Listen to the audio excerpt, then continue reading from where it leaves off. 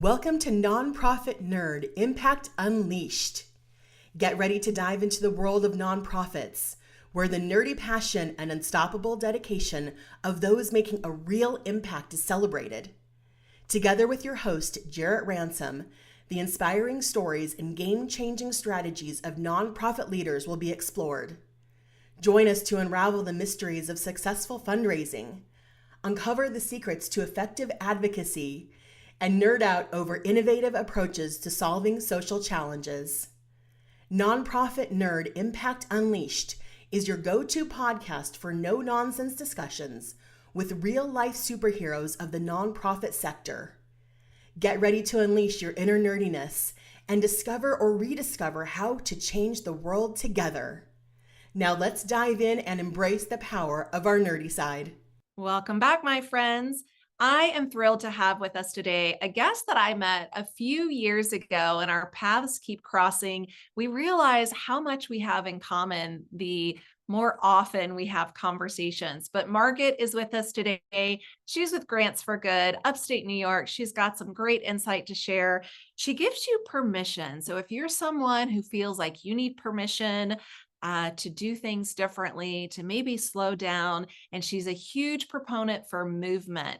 Margit's got some really great insights and valuable resources to share with you. So without further ado, I want you to have a listen. But first, huge shout out of gratitude. Again, thank you so very much to this season's sponsor. Thank you to Nonprofits HQ and Chazen & Company. Enjoy what Margit shares. Well, hey there. I am so excited to have you on today's conversation. Margit, you and I go, gosh, I want to say now a couple of years back. I feel, though, that we could have been childhood friends. And as you said before we even started this recording, we don't know the last time we talked, but it seems like yesterday. So I just want to say thank you to saying yes and welcome to the podcast. Thank you, Jarrett. It's so nice to be a guest here. I'm really excited about chatting with you and with your listeners and watchers. Absolutely. Well, the first question I'd like to start with right out the gate, it's a little different. Like if you picture yourself truly at a networking event and someone's like, well, tell me about yourself, but my question goes like this. What are some of the names that you go by? Well, my actual name that I go by is Margit, but believe it or not, I get some great pronunciations of that. I get Margit, I get Margot, I get Marguerite, really beautiful pronunciation. So sometimes I just go with that. So that's my actual name. But I'm a mom of an 18-year-old son. I'm married, so I'm a wife. I love to recreate, especially getting into surfing. So my license plate says surfer on it. So I'm going to put that in there in the types of names that I go by. Yeah. And That also, is when we fantastic. talk about work, entrepreneur and business owner. Yeah.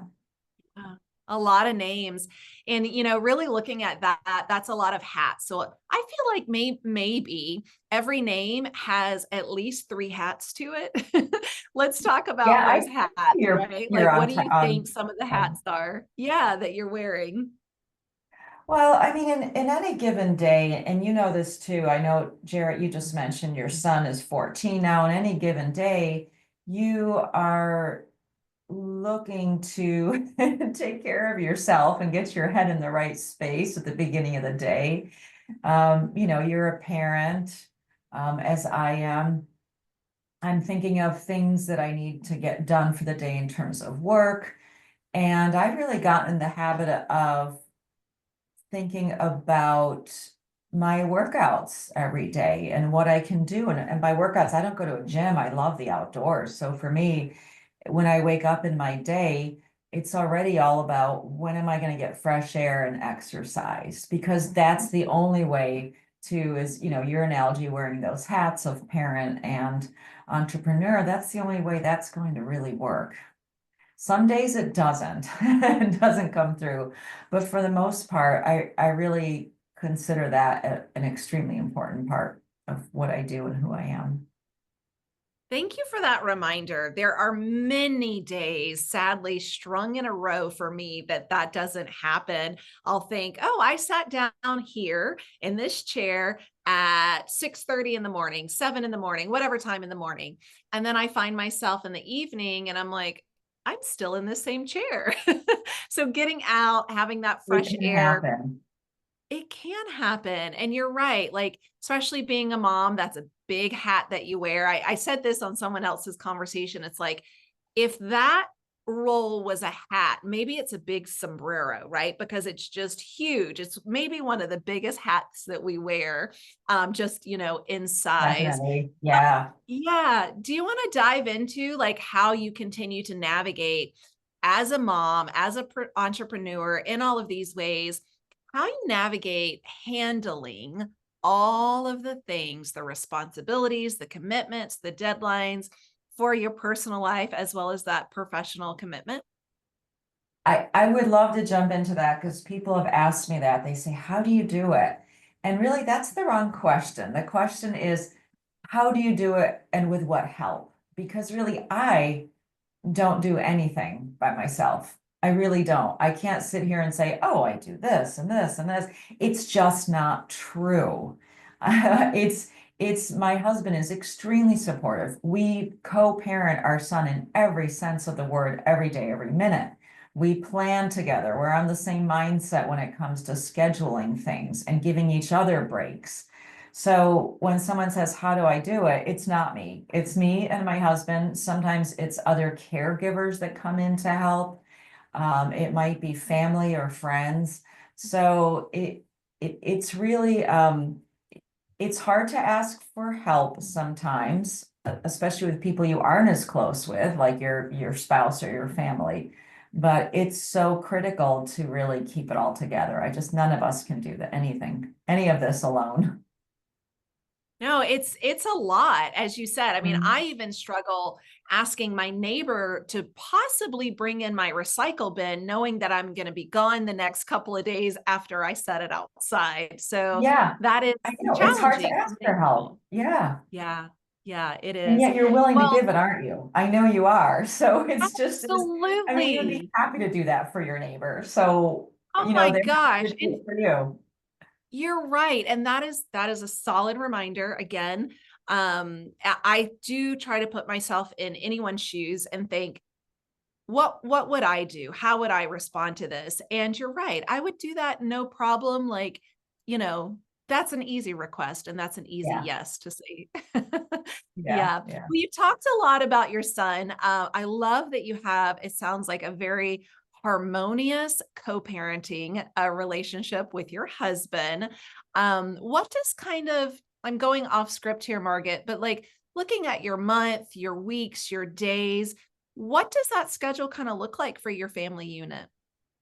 Well, I mean, that's a good question because our family's very different. If your listeners are hearing, oh, she's got an 18-year-old, they're thinking, oh boy, she's got teenage troubles, or maybe they're going off to college or they're getting a job, they're leaving the house soon, they'll be empty nest. None of those things are true. Absolutely none of them.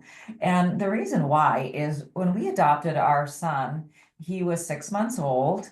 And somewhere around the 1.5 year mark, our doctor said, he's not meeting his benchmarks. To which I promptly replied and thought, well, that's okay. He's on his own program. There's not a problem here at all. Well, I was wrong. And there is a problem in a sense that he has what we often call special needs, but more specifically, he has a type of cerebral palsy that he was born with that affects his lower limbs, his walking, and none of that became all that obvious until a little while in. And so fast forward, he's 18. He's a phenomenal human being, loves school, loves his friends and teachers, needs a walker, has a lot of physical restrictions. We've gone through a couple surgeries that helped immensely. There's medication. There's so much more involved in this. So when you talk about daily care, you wake up and oftentimes it's my husband getting up our son quite early because it takes a long time to do the morning routine. Hygiene Sure. takes a lot longer when there's physical disabilities. And so it takes us a while. It's early mornings. It's coordinating one of us doing one thing, the other one maybe getting breakfast made. It snowed, so my husband was shoveling the driveway before we could get our son to the school bus. And also at 18, and for any parents or friends with that have people with disabilities in their lives, they know that our son isn't leaving the school system at 18. He stays till 21 in what's called transition. So he's got 3 fantastic years of job skill training, life skills, cooking classes, stuff to help him get more independent that I know a lot of other people could probably use too, but this is really part of his curriculum in the school that he's in that specializes in kids with various abilities. Thank you for sharing more about that because, yes, I wanted our listeners to be able to connect the dots. And fun fact, Margit, my very first fundraising job was for an organization here in my community for all individuals, birth to, senior individuals with developmental disabilities. And I grew so passionate about these individuals, so many different different needs, different stories, different personalities.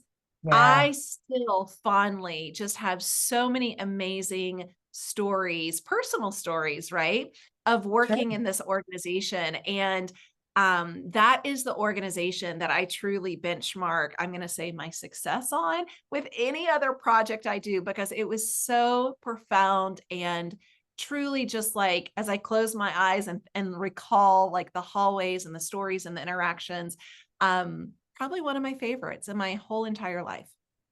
Well, that's nice to hear, Jarrett, because I think before we adopted our son, I didn't have a lot of experience with people with disabilities. And I don't even like to use that word. It's just the placeholder right now because disability means so many different things. And there's such a wide range. But in any case, I didn't have a lot of experience. And in 18 years, I feel like I've got a degree in just about everything involved in special ed navigation and everything else of being a parent, because there's so much learning to do. But it's nice to hear you say that because I feel like they're really left, people like my son, they're really kind of left out of mainstream society. I'm not a soccer mom because he doesn't play soccer. I'm friends with a lot of other parents who have kids with disabilities because their kids are doing similar activities as mine. So you immediately are put into a very different social circle. Your outcast is a strong word. You're not. I still have friends with all different backgrounds, but it really took years to kind of acclimate to my situation because most people cannot, do not, will not, and sometimes don't want to relate to your story. It's pretty uncomfortable. Sure. They go back to their house and say, wow, I'm glad that's not me. Glad my kid's healthy. We know that. Right. So it's not it's not easy. And the co-parenting, to get to where we are took a long time too, and a lot of tears, a lot of sweat. Yeah. Well, speaking of that, what are some things that you lean into? I mean, I definitely heard surfing is one of them, getting outside to fresh air, but let's talk about self-care, relaxation. When you're feeling overwhelmed in any of the ways, right? As you wear any of these hats that you wear, what are some of those go-to items or resources that you use to support you in that self-care and relaxation? Yeah, I mean, that's really important because we're all, whether you're a parent or whether you're not a parent, either way, it's hard. We got to give ourselves permission. So you might be single, have all the time in the world, or maybe other people look at you that way, but you still have to give yourself permission to take a vacation, right?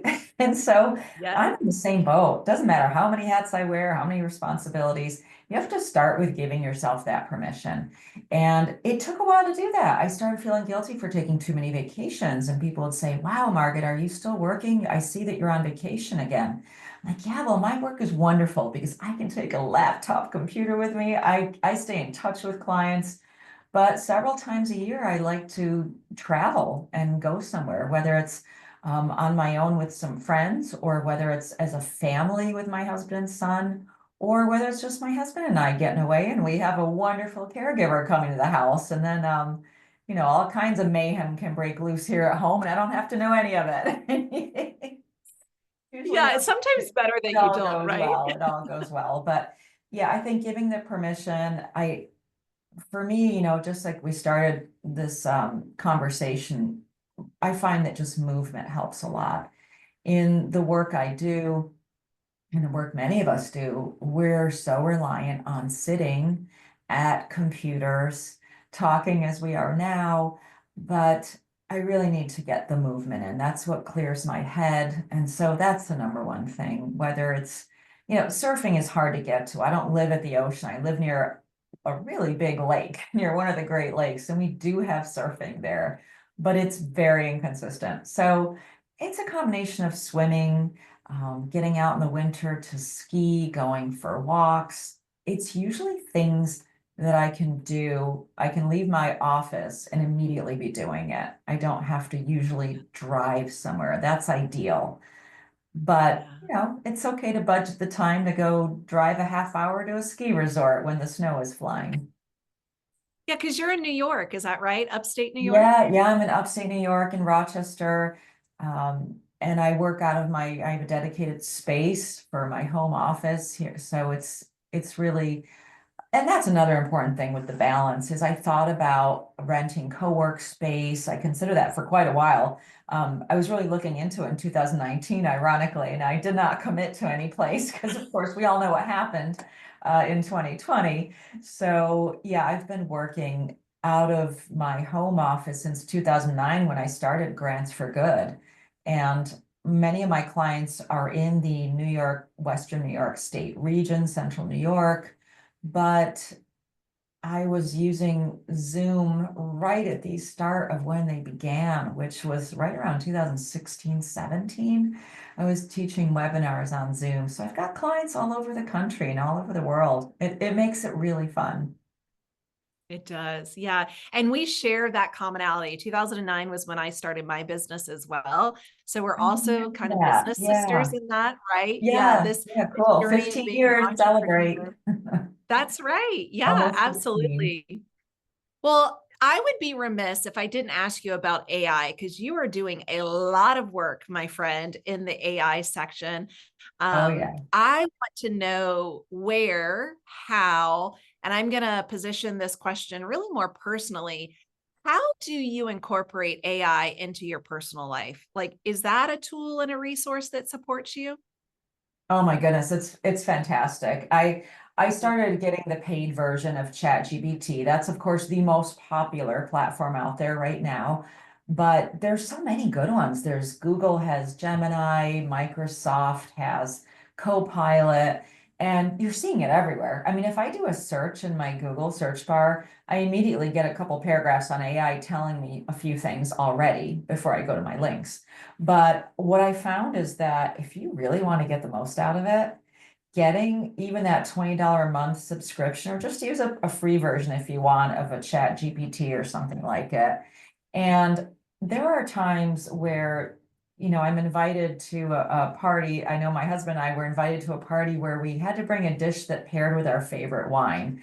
Do I have time to understand wine and pair dishes? No, I don't. I don't know anything about it. I love food, I love wine. So I simply asked ChatGPT, what are some appetizers that I could make that pair with a very unusual wine from my home country of Austria called a Grüner Veltliner. It's a white wine. And sure enough, they knew exactly what the wine was. And I got a list of dishes that pair with that. And then I picked out a couple and I said, well, could you give me a recipe for that one? And it gave me a recipe. And mind you, this all took seconds. So Right. that's just one simple example of going to a special event. But on a more regular basis, I can think of meal plans, get recipes, make travel arrangements, travel plans really, really quickly. I can look up any kind of medical conditions. I know people are thinking, oh my God, medical, you don't want to use it for that. But I recently had a high cholesterol level from a physical. I said, what? I'm so active. How did that happen? And then I Right. had a few more Yeah. tests done, and I didn't totally understand the results that came through. So I simply copied the results, stuck them into ChatGPT, not with my name associated, mind you, and asked what they mean. And that kind of gets you into privacy, you know, careful what you put in there. But really, on the whole, it's kind of like searching on the internet, except your results are quicker, more laser focused, and they're answering exactly what you want. So yeah, Yes, there's a yes. lot of ways to use it at home. I get all kinds of ideas from I've people. done the recipe.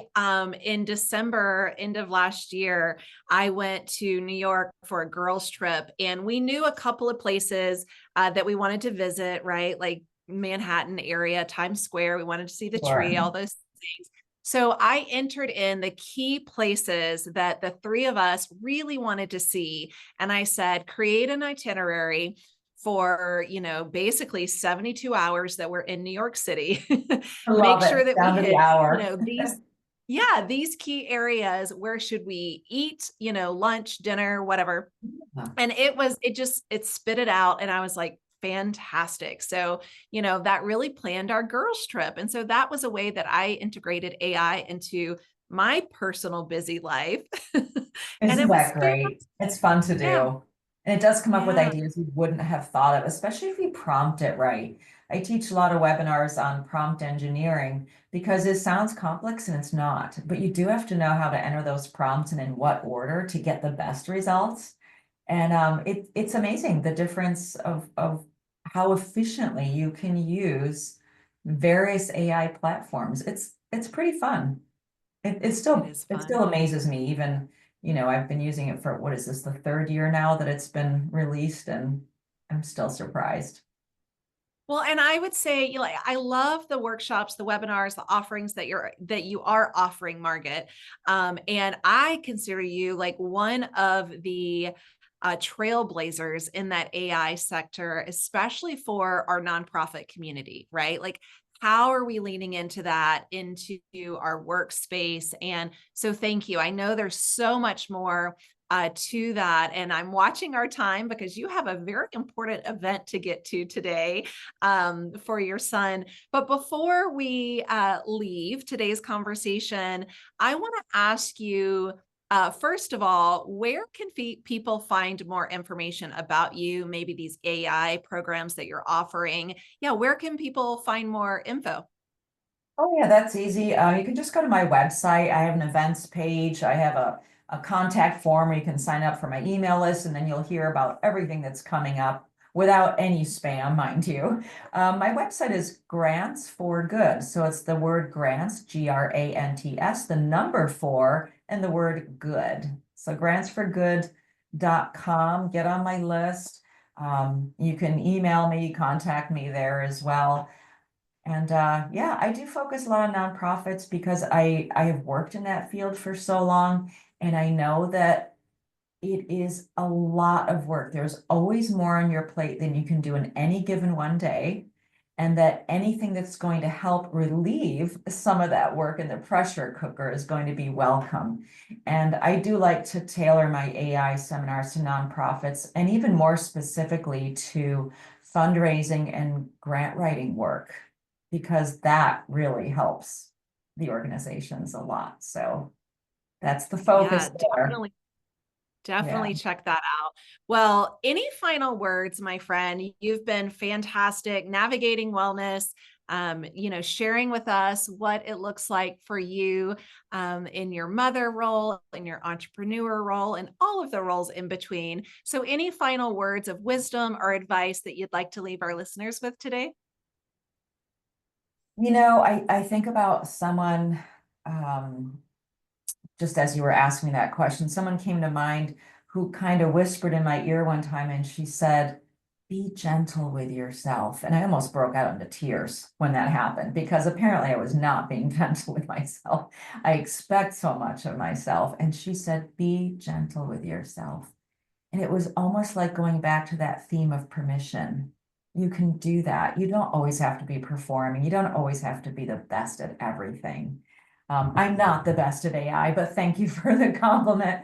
But I'm constantly learning alongside everybody, curious, learning and teaching. And that's what we're doing. So yeah, be gentle.